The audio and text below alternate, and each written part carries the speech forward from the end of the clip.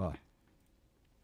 Pastrello mandou R$50. Kim, mudar a Constituição não implica em caos jurídico, criando situações de questionamento de decisões baseadas na carta anterior? Ou se passada uma régua e vida segue?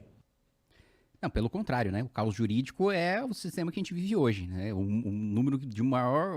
O país com o maior número de processos por habitante é o Brasil, né? É bizarro. Mas você já respondeu a sua própria pergunta, né? Sim, você passa a régua e daqui para frente vale a nova Constituição, né?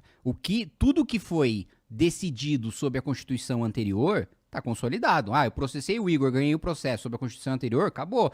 Nova Constituição eu teria perdido o processo. Não interessa, é ato jurídico perfeito, você não questiona. Entendi. Então... Não vai ter, a guerra, tem a nova Constituição, vai todo mundo questionar o que dá. Não. Hoje, né, esse é um assunto... Um assunto. Esse é um assunto chato, mas, enfim, fui provocado e eu gosto, então azar de vocês que estão assistindo. E do Igor que tá aqui. Hoje existe, por exemplo, o nosso Código Penal, ele é de antes da nossa Constituição, de 88, né? E aí, pode uma lei anterior à Constituição de 88 ser inconstitucional? Adivinha? Pode. Não. Não pode. Não tem como ela ser constitucional porque ela não foi editada sob aquela Constituição. Então, tem como eu questionar uma lei anterior à Constituição de 88 no Supremo Tribunal Federal? Adivinha? Não. Sim. Oxi. Porra, meu cara, ficou meio contraditório agora. Sim, você pode. Porque não é que ela seja inconstitucional. Mas nós consideramos que ela não foi recepcionada pela Constituição de 88. Ou seja, ela não é inconstitucional porque não tem como ela entrar em conflito com uma Constituição que não foi a Constituição que não existia na época. Mas nós consideramos que a lei não foi recepcionada. Então, na prática, é como se ela fosse declarada inconstitucional. Entendi, eu acho. Nossa, é tudo... É o seguinte, você declara inconstitucional do mesmo jeito, só se chama de outro nome. Entendi, tá bom. E essa daqui que o Etuf tá falando também de Constituição, ó. O Etuf mandou R$20. Talvez seja melhor tu ficar de fone, hein? Peraí. Tá bom, tô esperando. Ó. Ih, o bicho é burro demais, hein? Cara, tô tendo dificuldades técnicas aqui, eu preciso que a Yasmin me ajude. Gira ele pra fora. Não, vira ele pra baixo, o fio. Reparação histórica ao vivo. Isso, me sirva. Muito obrigado. Que babaca. Vamos lá, escuta aí. O Etuf mandou R$20. A Constituição e o Plano Nacional de Educação estabelecem diretrizes como uma política de Estado, porque o país ainda sofre com a descontinuidade de políticas independentemente do governo vigente. Quer que eu leia com a pontuação certa? Eu entendi. Tá É bom. o seguinte, por que a educação na Constituição e no Plano Nacional de Educação é política de Estado e vem pro governo, vai governo, destrói o que o outro governo fez? Primeiro, não tem nem destruição do que o outro governo fez, porque a gente nunca teve nenhum governo decente em educação. No Brasil, nos últimos 40 anos, não teve nenhum governo, um governo bom. Cara, não teve. Bom, não teve. Por que tem descontinuidade? Por que a gente não tem política de Estado? Porque no nosso sistema, se a educação está um lixo, né? Então, por exemplo,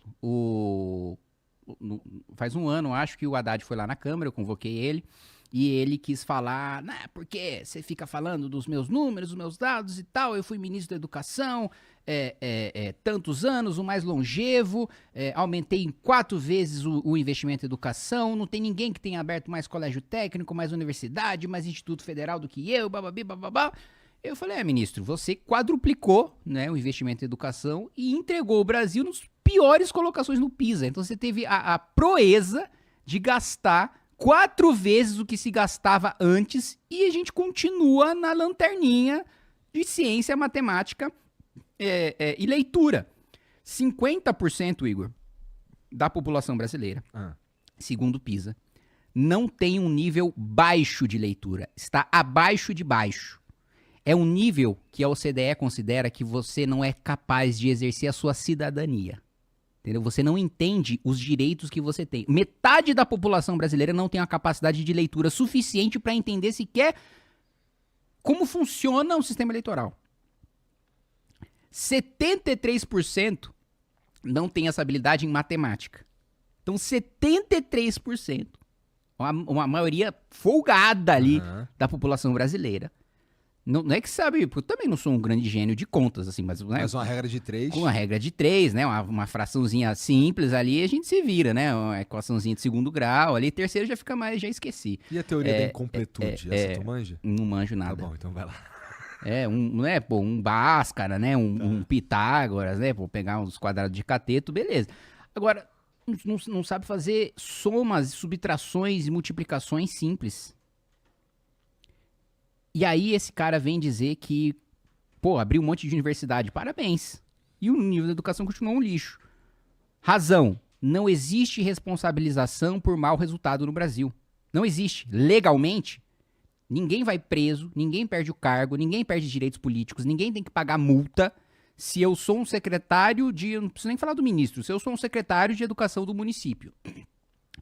Eu pego a educação num patamar, vamos lá, de 0 a 1000 tá 500. Eu entrego no final do mandato em 300, não tem nenhuma consequência pra mim. Todos os países europeus têm. No Japão tem. Na Coreia do Sul tem. No Canadá tem. Nos Estados Unidos tem.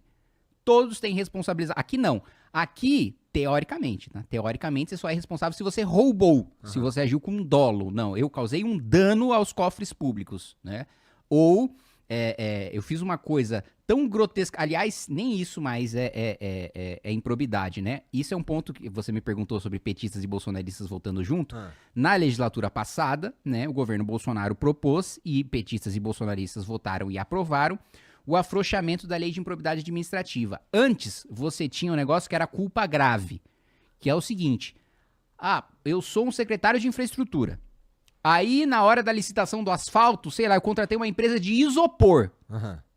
Não tem nenhuma prova de que eu recebi propina daquela empresa. Não tem nenhuma prova de que eu favoreci aquela empresa. Eu só sou tão incapaz, mas tão incapaz que eu contratei uma empresa de isopor pra fazer asfalto. Improbidade administrativa. Você vai perder seus direitos políticos, seu ato vai ser anulado, blá, blá, blá. Afrouxaram a lei da improbidade e tiraram a culpa grave. Então agora, nem se o sujeito... Porque é o seguinte, a culpa grave é assim... A própria definição jurídica é um erro que um homem médio não cometeria. Ainda mais um cara que foi escolhido pra estar ali. Aí um secretário, um prefeito, um governador, uma culpa grave... E não tem a responsabilização. Por indicador, pior ainda. Não tem... em muitos casos, não tem nem avaliação. Não tem nenhum indicador, eu não tenho nenhum número, não tenho nenhuma avaliação nacional, por exemplo, educação infantil. Não tem indicador de educação infantil no Brasil. Não é avaliado. E a gente coloca dinheiro em educação infantil. É como se você estivesse num avião, o avião não tem radar. Ou então, sei lá, você tá no carro, você tá vendado e você tá dirigindo. Não existe indicador, nem que vai mal, vai ruim, o cara não é responsabilizado. Eu nem sei se ele tá indo bem. E saúde é a mesma coisa. Aumentou a mortalidade infantil 300% na minha gestão de ministro da saúde. Zero consequência. Isso tem a ver com Constituição? Também. Não, nossa Constituição não prevê responsabilização de agente político por incompetência. Que dispositivo poderia ser criado para que isso acontecesse? Bom, quando cria, os caras derrubam, né? Não, mas eu acho que justamente isso. A gente tem um critério objetivo de falar, olha, se você... Se os indicadores da pasta que você é responsável pioraram e você não tem uma boa desculpa para isso, teve uma guerra. Caiu um meteoro, teve uma enchente, teve uma greve de 6 meses que não foi culpa minha, dos servidores, e aí pioraram os indicadores. Aí, meu amigo, fique inelegível 8 anos. Entendi. Boa.